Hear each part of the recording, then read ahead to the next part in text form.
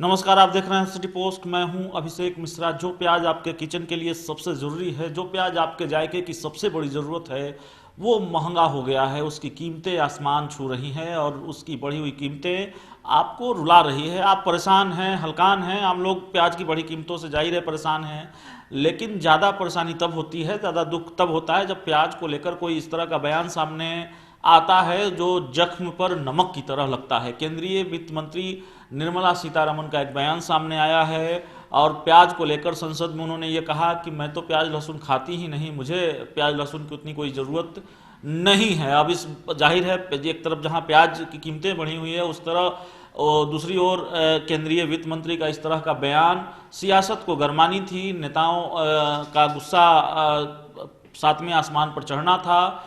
तो जो बीजेपी के सियासी दुश्मन हैं वो नाराज हो गए हैं। बिहार से पूर्व सीएम जीतन राम मांझी का एक बयान सामने आया है।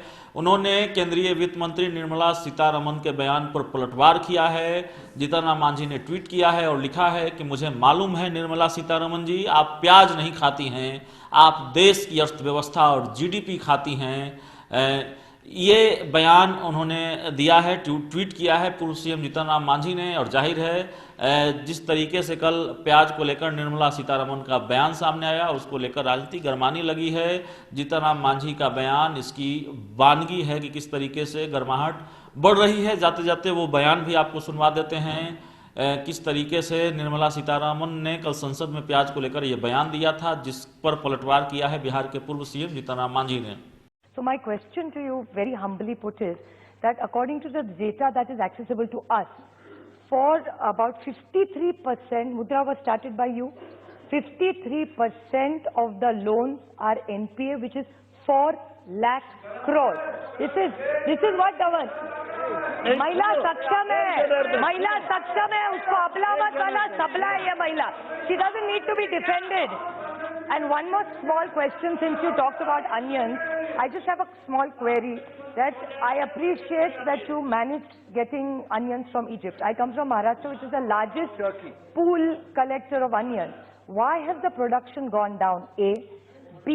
Bharti Pawar, she's sitting right here. She represents Nasik, so she will agree with me. This is not a political point I'm making at all.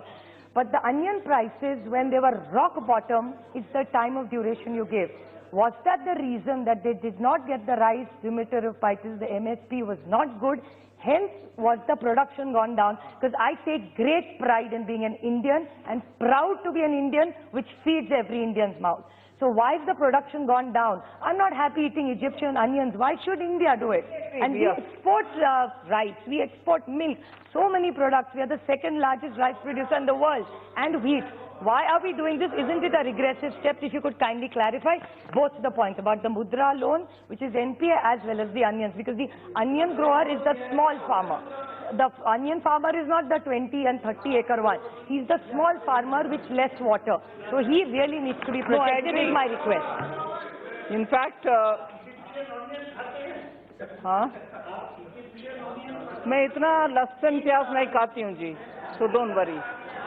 मैं ऐसे परिवार से आती हूँ जहाँ अनियन प्याज का मतलब नहीं रखते हैं.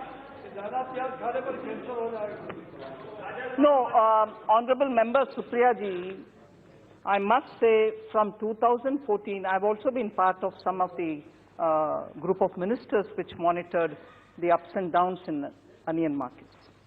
Sometimes when there is a surplus of crop, we've also facilitated by giving support to those people who want to export it. I have overnight passed orders for helping with 5 to 7% assistance for exporting. तो आप सुना निर्मला सीतारमण जो देश की वित्त मंत्री हैं, उन्होंने कहा था कि मैं प्याज तो खाती ही नहीं हूं, और इस बयान पर जीतन राम मांझी ने निशाना साधा है उन पर। तो इस खबर में इतना ही। अगर आपको हमारी खबर अच्छी लगे तो इसे अपने दोस्तों के साथ शेयर करें, हमारे यूट्यूब चैनल को सब्सक्राइब करें, बेल आइकन जरूर दबा दें ताकि हमारी खबरें सबसे पहले आप तक पहुँचे। प्यार, समर्थन और सहयोग के लिए बहुत बहुत धन्यवाद।